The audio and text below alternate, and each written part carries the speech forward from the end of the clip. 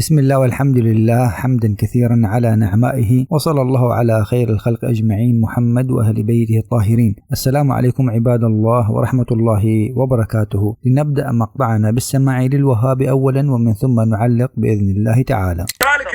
أقرأ لك رواية عن الباقر في كتبك في كتاب الجعفريات للأشعث، يقول فعل ذلك أبو بكر الصديق بعده في مسألة صفة صلاة العيد والاستسقاء، يسميه الصديق في كتبك في الجعفريات. كما سمعتم من الوهابي الجاهل يستدل بما روي عن الإمام الباقر عليه السلام كونه قال عن أبي بكر بأنه صديق، ليقول بأن أهل البيت يمدحون أبا بكر بن أبي قحافة، فلو كان منافقا فكيف يقولون عنه بأنه صديق؟ طبعا هذا الكلام يدل على أن الوهابية فضلا عن أنهم لا يعرفون ماذا يوجد في كتبهم، فهم لا يعرفون ماذا يوجد في كتب الآخرين. فعندما وجد رواية عن الإمام الباقر تقول عن أبي بكر بأنه صديق طار بها فرحا، فكانت بمثابة القشة التي يحاول أن يتمسك بها الغريق ليقنع ذاته بأنها ستنجيه، ولكن في الواقع بأن هذه القشة كالسراب الذي كلما تقدمت نحوها ستتعب وتموت من العطش. تعال يا أيها الوهابي حتى أعلمك ما هي قصة قول الإمام الباقر عليه السلام عن أبي بكر بأنه صديق.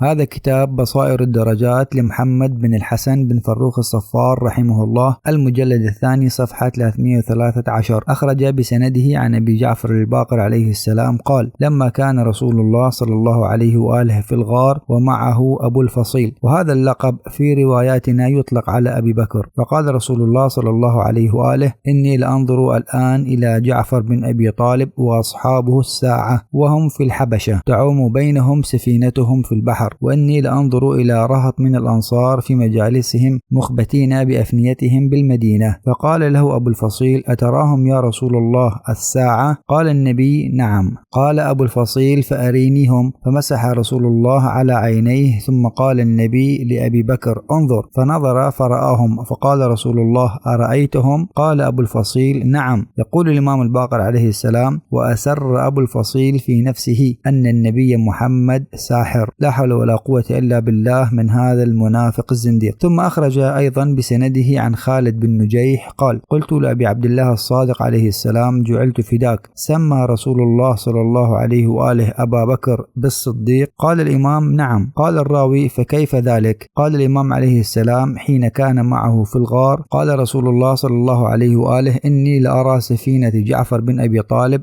تضطرب في البحر ضالة. قال أبو بكر: يا رسول الله، وإنك لتراها؟ قال النبي: نعم. قال أبو بكر: أفتقدر أن ترينيها؟ قال النبي لأبي بكر: أدنوا مني. فدنا منه فمسح على عينيه، ثم قال: انظر. فنظر أبو بكر فرأى السفينة وهي تضطرب في البحر، ثم نظر إلى قصور أهل المدينة، فقال أبو بكر في نفسه: الآن صدقت أنك ساحر. فقال رسول الله صلى الله عليه وآله: الصديق أنت. فالآن تبين وتوضح قول الإمام الباقر عليه السلام عن أبي بكر بأنه صديق كان على نحو الذم، لا أنه على نحو المدح، لأن الرواية قد بيّنت بأن إطلاق لقب الصديق كان لتصديق أبي بكر لقول الكفار المتهمين للنبي بأنه ساحر، فهنا صدق بها أبو بكر، فلذا اتهم النبي بأنه ساحر. فإياك ثم إياك يا أيها الوهاب الكذاب أن تستدل مرة أخرى بهذه الرواية وتقول بأنها رواية